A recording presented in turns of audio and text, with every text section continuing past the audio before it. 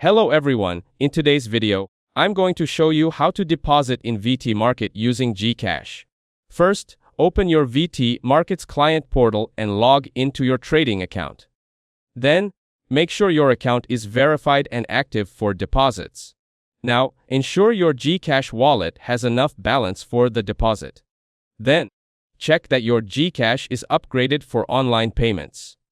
In the VT Markets dashboard, click Funds, then click on Deposit. Select your trading account and choose Local Payment or e-wallet. From the available payment options, select GCash. Enter your deposit amount and click Continue to proceed. You'll be redirected to the GCash payment gateway. Now, log in with your GCash mobile number and MPIN to authorize the payment. Once the transaction succeeds, you'll get a confirmation message from GCash.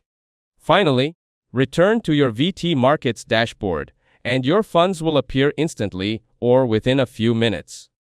That's it. Thanks for watching. Don't forget to like and subscribe for more videos.